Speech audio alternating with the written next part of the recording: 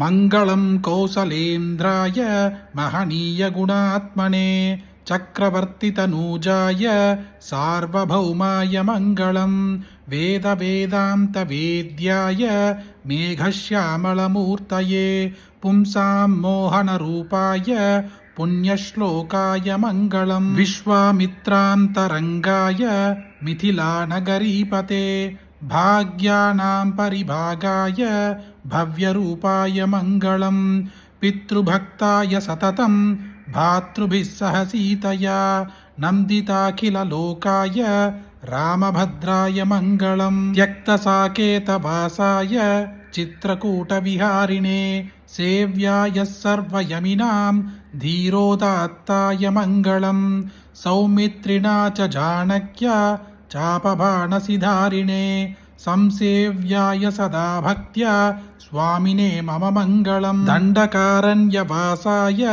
करदूषणशत्रवे क्रुद्धराजाय भक्ताय मुक्तिदायास्तु मङ्गलं सादरं शबरीदत्त फलमूलभिलाषिने सौलभ्यपरिपूर्णाय सत्योत्रिक्ताय मङ्गलं हनुन्तसमवेदाय हरीशाभीष्टदायिने वालिप्रमथनायास्तु महाधीराय मङ्गलं श्रीमते रघुवीराय सेतुल्लङ्घितसिन्धवे जितराक्षसराजाय रणधीराय मङ्गलं विभीषणकृते प्रीत्या लङ्काभीष्टप्रदायिने सर्वलोकशरण्याय श्रीराघवाय मङ्गलम् आगत्य नगरीं दिव्यामभिषिक्ताय सीतया राजाधिराजराजाय रामभद्राय मङ्गलं ब्रह्मादिदेवसेव्याय ब्रह्मण्याय महात्मने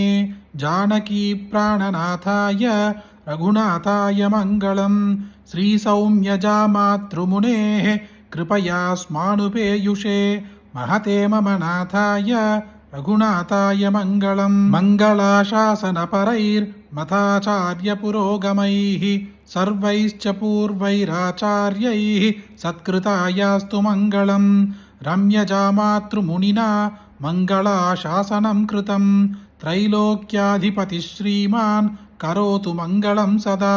ఒక్కసారి ప్రార్థన చేసుకుంటే 100 రెట్లు ఫలితం దక్కుతుంది అంటే అది శ్రీరామ మంత్రానికి మాత్రమే సాధ్యం పడుతుంది.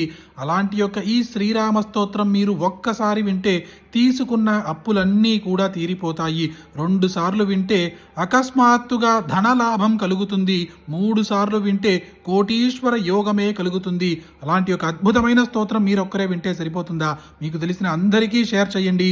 ఈ వీడియోని లైక్ చేయండి. మళ్ళీ ఇంకొక వీడియోలో కలుద్దాం. జై జయ శంకర, హర హర శంకర.